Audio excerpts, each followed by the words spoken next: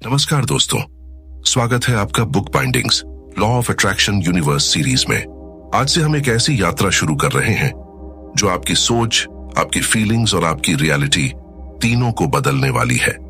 कभी नोटिस किया है कि कुछ लोग जो भी सोचते हैं वो किसी ना किसी तरह उनकी जिंदगी में सच हो ही जाता है, जैसे यूनिवर्स खुद उनके लिए रास्ते बना रहा हो।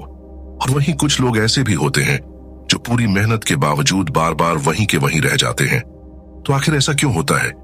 क्या वाकई कुछ लोगों की किस्मत अलग होती है या फिर यूनिवर्स किसी हिडन प्लान पर काम कर रहा होता है? असल में हर इंसान के अंदर एक ऐसी इनविजिबल पावर होती है जो हर वक्त यूनिवर्स से कनेक्टेड रहती है। वो पावर है लॉ ऑफ अट्रैक्शन। मतलब जैसा तुम सोचते हो, जैसा महसूस करते हो और जिस पर बिलीव करते हो, वही एनर्जी तुम अपनी लाइफ में अट्रैक्ट करते हो। यूनिवर्स तुम्हारे वर्ड्स को नहीं, तुम्हारी वाइब्रेशन को सुनता है, क्योंकि वाइब्रेशन ही तुम्हारी असली लैंग्वेज है। अगर तुम्हारे अंदर ग्रेटिट्यूड, फेथ और पॉजिटिविटी है तो यूनिवर्स भी तुम्हें वही एनर्जी वापस भेजता है। लेकिन अगर तुम्हारे अंदर डाउट, फियर या नेगेटिव एक्सपेक्टेशन भरी है तो वही पैटर्न्स तुम्हारी लाइफ में बार बार रिपीट होते हैं। लॉ ऑफ अट्रैक्शन कोई नई चीज नहीं है, ये कोई जादू या मैजिक ट्रिक नहीं, बल्कि एक यूनिवर्सल प्रोसेस है जो हर पल, हर सेकंड बिना रुके काम कर रहा है। चाहे तुम मानो या ना मानो, तुम्हारे थॉट्स और तुम्हारी फीलिंग्स लगातार यूनिवर्स तक वाइब्रेशंस के रूप में पहुंच रही हैं, और यूनिवर्स उन वाइब्रेशंस को हमेशा रिस्पॉन्ड करता है। वो तुम्हारी सोच को सुनता है, तुम्हारी एनर्जी को समझता है और उसी के हिसाब से तुम्हारे लिए रास्ते बनाता है। लेकिन फर्क तब आता है जब तुम इसे समझ लेते हो। जब तुम अपनी अवेयरनेस बढ़ाना शुरू करते हो तो तुम अपनी लाइफ को बाय डिफॉल्ट नहीं बल्कि बाय डिजाइन जीना शुरू कर देते हो। और अगर तुम सच में इस जर्नी का हिस्सा बनना चाहते हो तो शुरू करने से पहले कुछ छोटे लेकिन बेहद जरूरी रूल्स याद रखो, क्योंकि यही है तुम्हारी लॉ ऑफ अट्रैक्शन जर्नी की असली फाउंडेशन। रूल 1, हर कंसेप्ट को ओपन माइंड से सुनो। पहले एक्सेप्ट करो, बाद में एनालाइज करना। रूल 2, कैसे होगा ये सोच छोड़ दो, बस बिलीव रखो कि होगा।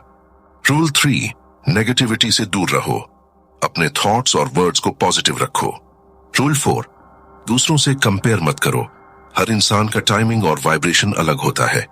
रूल 5, पेशेंस रखो, मैनिफेस्टेशन एक प्रोसेस है, इंस्टेंट मैजिक नहीं। रूल 6, ग्रेटिट्यूड को हैबिट बना लो, जितना ज्यादा थैंकफुलनेस उतनी फास्ट अट्रैक्शन।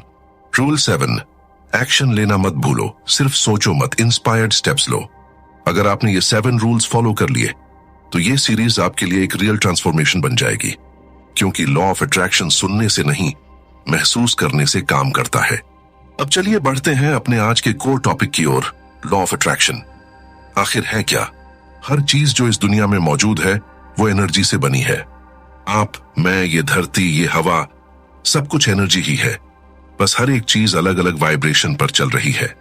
जो चीजें आप देख सकते हैं या छू सकते हैं वो उस सेम एनर्जी का डेंस फॉर्म है, थोड़ा धीमी वाइब्रेशन वाली physical energy. Law of attraction इसी प्रिंसिपल पर काम करता है, लाइक अट्रैक्ट्स लाइक। आप जिस वाइब्रेशन पर होते हो उसी वाइब्रेशन की चीजें अपनी लाइफ में अट्रैक्ट करते हो। अगर आप खुश हो, थैंकफुल हो, इंस्पायर्ड हो तो यूनिवर्स आपको वैसी ही एनर्जी और सिचुएशंस भेजता है। लेकिन अगर आप अंदर से डाउट या फियर में हो तो यूनिवर्स उसी फ्रीक्वेंसी का जवाब देता है। यूनिवर्स पूरी तरह न्यूट्रल है, वो ये डिसाइड नहीं करता कि आपको अच्छा देना है या बुरा, वो बस वही एम्पलीफाई करता है जो आप उसे भेजते हो। अगर आप बार बार सोचते हो मेरे पास कुछ नहीं है तो यूनिवर्स उस कमी की फ्रीक्वेंसी को पकड़ लेता है और उसे और बढ़ा देता है। लेकिन अगर आप ग्रेटिट्यूड में बोलते हो मेरे पास सब कुछ है जो मुझे चाहिए, तो यूनिवर्स उसी वाइब्रेशन को एक्सपैंड करता है और आपको और ज्यादा अबंडेंस और ज्यादा अपॉर्चुनिटीज भेजता है। इसको ऐसे समझो जैसे आप एक रेडियो हो। अगर आप 101 FM पर ट्यून्ड हो तो 95 FM नहीं सुन सकते। ठीक वैसे ही अगर आपकी वाइब्रेशन डाउट या गिल्ट की फ्रीक्वेंसी पर है तो आप पीस या सक्सेस की फ्रीक्वेंसी नहीं पकड़ सकते। आपको अपनी फ्रीक्वेंसी बदलनी होगी ताकि यूनिवर्स आपको नए रिजल्ट्स दे सके। लॉ ऑफ अट्रैक्शन का असली जादू यही है, आपको अपनी बाहरी दुनिया नहीं, अपनी इनर वाइब्रेशन बदलनी है।